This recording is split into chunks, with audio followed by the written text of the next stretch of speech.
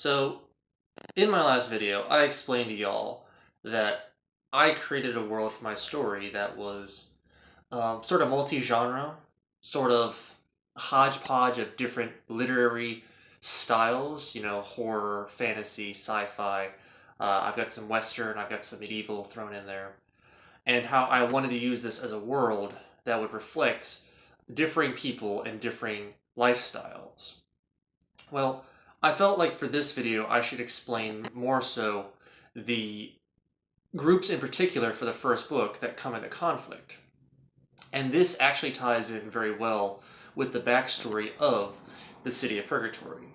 How it started and where, how far it's come since its founding and where the two groups actually originate from. So, the backstory of this world starts quite simply. The entire world that this story takes place in is in turmoil. It's basically bombarded with war. And that's what explains a lot of the different types of people in this world, because they're all fighting each other. Now, you've got the machines, you've got the fantasy creatures, you've got the sci-fi creatures, the aliens, the human type people, you've got the underwater people, you've got the underground people, the angels, the demons, the undead. All these different people are fighting each other in a war because their demographics, their communities are separated. So everybody is kind of feuding with each other over resources.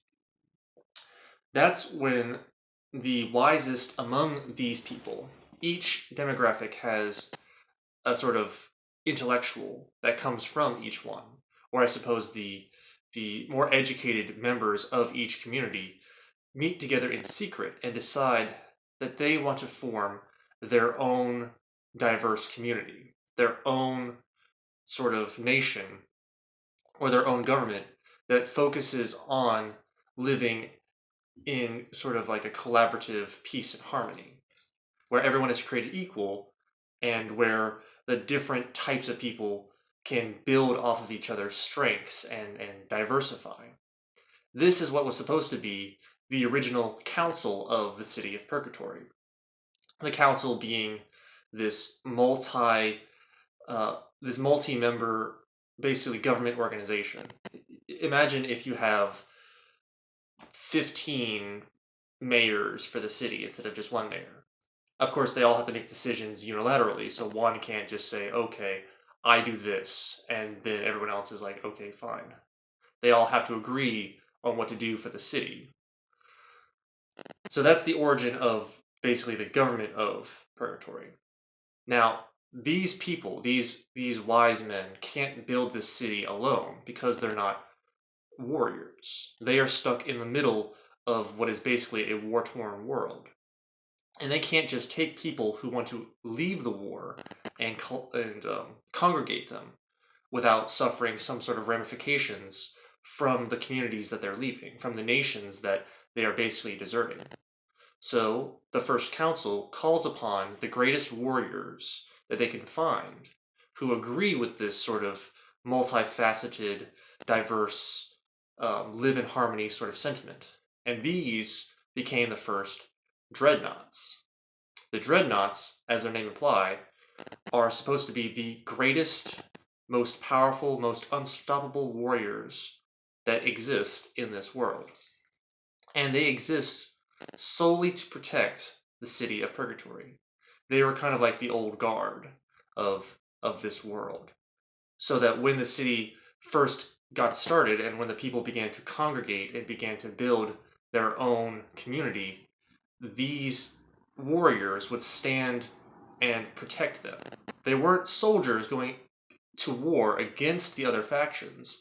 They were more like bodyguards. They were just kind of standing at the gate, making sure no threats from the outside get in.